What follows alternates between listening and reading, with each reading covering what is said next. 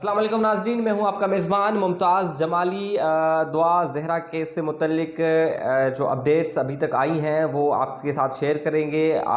कल जैसे हमने आपको बताया था कि सिंध पुलिस जो है दुआ ज़हरा को लेने के लिए पंजाब पहुंच गई है और पंजाब में उनको क्या रुकावटें दरपेश हैं, वो कौन से मसाइल हैं जिनका सामना करना पड़ रहा है पुलिस को। ज़हीर इस वक्त कहाँ छुप गया है, दुआ जो है इस वक्त किसकी कस्टडी में है, क्या पुलिस दुआ ज़हरा को अपनी तहवील में लेने में कामयाब होगी या नहीं, क्या दुआ ज़हरा के साथ साथ ज़हीर को भी पुलिस गिरफ्तार करके कराची मुंतकिल करेगी या नहीं। सिंध जो महकमा दाखिला ने जो अपना एक ख़त लिखा था उसमें क्या कहा था, इस वक्त क्या क्या अपडेट्स हैं। हमारे साथ senior court reporter Shahid Hussain हमारे साथ मौजूद हैं। शाहिद, इस केस में जो पुलिस पंजाब तो गई है और वहाँ पर अभी क्या पेशरफ्त हुई है, क्या अपडेट्स हैं? देखिए, कुछ देर पहले जब हमारी बात हुई थी तो हमें पता चला था कि महकमा दाखिला पंजाब के ऑफिस में मौजूद थी सिंध पुलिस की टीम। चूँकि यहाँ से जो ख़त लिखा गया है उसमें ख़त में बाकायदा तौर पर ज़हीर को मुलज़िम उसकी गिरफ़्तारी, उसके बाद दुआ ज़हरा की हवालगी के हवाले से पंजाब के महकमा दाखिला से अपील की गई है, रिक्वेस्ट की गई है कि आपने सिंध पुलिस की जो टीम आ रही है उसे तामुन करना है और तामुन करने के बाद बच्ची को और बाजियाब कराना है और मुलज़िम को भी गिरफ़्तार कराना है। तो ये ख़त पहुँचा दिया गया है और उसके बाद फिर हमें बताया गया कि जो रेलिवेंट थाने होंगे वहाँ के, उन रेलिवेंट थानों की हदूद में जो है वो कार्रवाई की जाएगी जहाँ जहाँ पुलिस को इत्तला मिलेगी। यानी कि पुलिस इस बार जो है खाली नहीं आएगी, पुलिस बच्ची को भी लेके आएगी और मुलज़िम को भी साथ लेके आएगी। और ये भी बताया गया है कि सिर्फ ज़हीर या उस बच्ची का मामला नहीं है, चूँकि 33 तकरीबन 33 के करीब जो है मुलज़मान हैं उसमें जो नामज़द किए गए हैं। अब उसमें जो भी हाथ लगेगा पुलिस के, जिस तरह भी हाथ लगेगा, उन सब में से जो नामज़द हैं उनके खिलाफ़ पुलिस ने कार्रवाई करनी है और हर सूरत कार्रवाई करनी है। अच्छा, ये तो कार्रवाई का जैसे आगाज़ हो गया। दूसरा, आपने जैसे गुज़श्ता रोज़ भी आपने नाज़रीन को बताया कि वफाकी हुकूमत ने ख़ास तौर पर इसमें जब जिब्रान नासिर साहब ने दरख्वास्त दी थी तो उसमें जो उन्होंने कार्रवाई का आगाज़ किया है वो बड़ा ज़बरदस्त है। चूँकि जैसे कल टीम पहुँची है पंजाब सिंध हुकूमत की, सिंध की जो सिंध की पुलिस है, तो उससे पहले ही वहाँ कार्रवाई का आगाज़ हो चुका था। जिब्रान नासिर साहब ने जो चंद दिन पहले ख़त लिखे थे उसके ख़त के जवाब में जो है वो मावन ख़ुसूसी जो सलमान सूफ़ी साहब हैं उन्होंने चाइल्ड प्रोटेक्शन ब्यूरो को और पंजाब पुलिस को ऑर्डर जारी कर दिया था कि बच्ची को फौरी तौर पर जो है वो बाजियाब कराया जाए और उसके बाद फिर जो वो लोग हैं क्या कहते हैं मुलज़मान, उन मुलज़मान को फौरी तौर पर गिरफ़्तार किया जाए और ज़हीर की ख़ास तौर पर जो है वो उसकी गिरफ़्तारी का भी ऑर्डर जारी किया गया था।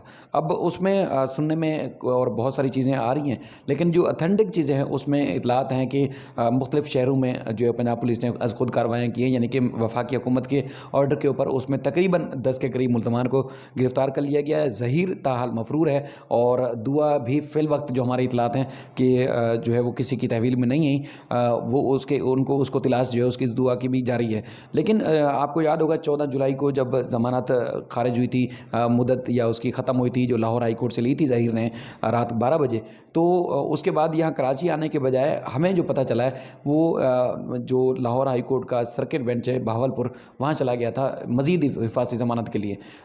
चूँकि आपको याद होगा कि उसने अपनी जो पहली दरख्वास्त थी उस लाहौर हाई कोर्ट वाली, उसमें भी कहा था कि वो ट्रायल कोर्ट में पेश होना चाहता है, सरेंडर करना चाहता है, लेकिन मेहदी अली काज़मी जाना नहीं दे रहे, रुकावटें पैदा कर रहे हैं, तो लिहाजा मेहदी अली काज़मी को रोका जाए और मुझे ट्रायल कोर्ट में सरेंडर करने दिया जाए।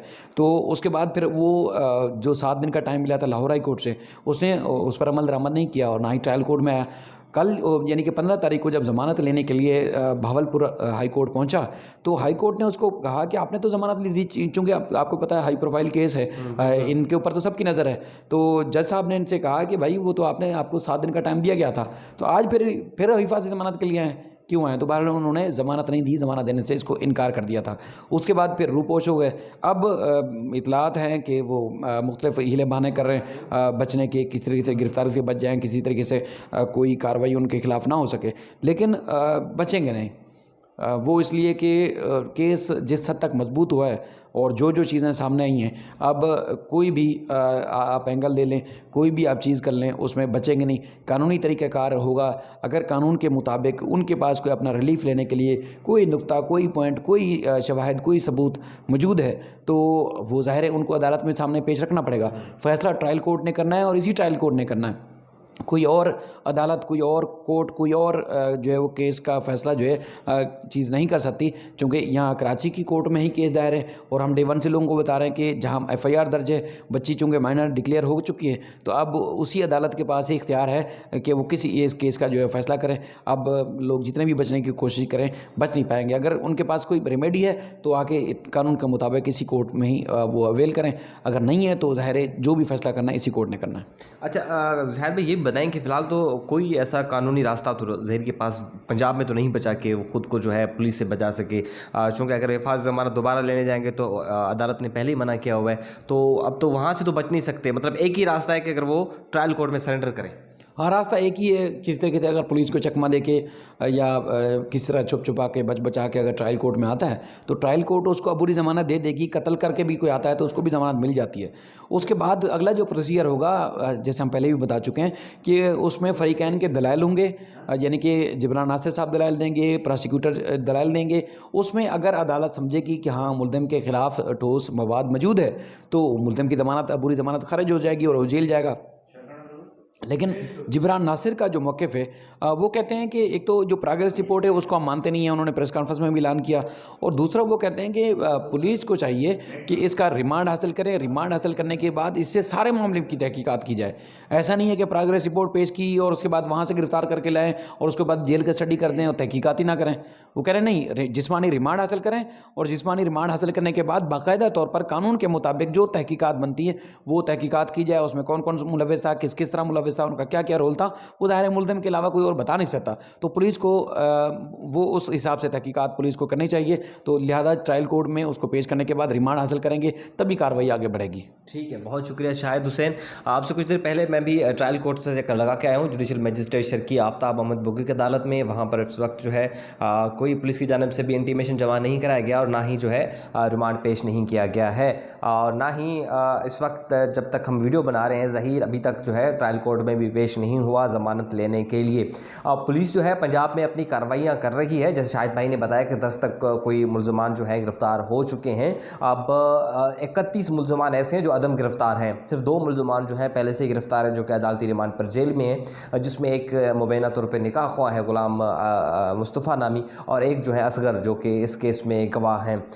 उस मुतल्लिक़ भी अदालत के वाज़े अहकामात थे। एडिशनल डिस्ट्रिक्ट एंड सेशन जज ने जब इन दोनों की ज़मानतें मुस्तरद कर दी तो उन पर भी जो है अदालत ने कहा कि निकाह जो है वो बग़ैर तस्दीक के पढ़ाया गया, ना उनकी उम्र जो है अब मालूम की गई कि लड़की की उम्र कितनी है कितनी नहीं है। तो ये बहुत सी चीज़ें हैं। अब पुलिस की ज़िम्मेदारी है कि दुआ ज़हरा को जल्द से जल्द अपनी तहवील में ले ले, क्योंकि इस खदशे का इजहार मेहदी काज़मी ने पहले भी किया था।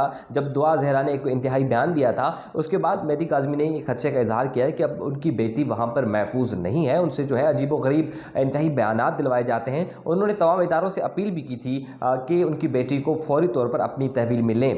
और फिर जब प्रोग्रेस रिपोर्ट एडिशनल डिस्ट्रिक्ट जज के सामने जमा हुई तो उसमें तो पुलिस ने जो अपनी पुरानी रिपोर्टें हैं उनकी नफ़ी करते हुए न सिर्फ ज़हीर को मुल्ज़िम करार दिया बल्कि 31 और मुल्ज़मान को नॉमिनेट करके तमाम जो 33 टोटल मुल्ज़मान हो गए थे, और दुआ को भी उसी केस में मुग़विया ज़ाहिर करके उन्होंने कहा कि हम कार्रवाई करेंगे। इस वक्त पंजाब पुलिस की कार्रवाइयाँ जारी हैं, पंजाब में सिंध पुलिस की कार्रवाई जारी हैं। जो जो इस केस में अपडेट होगी वो हम आपके सामने रखेंगे।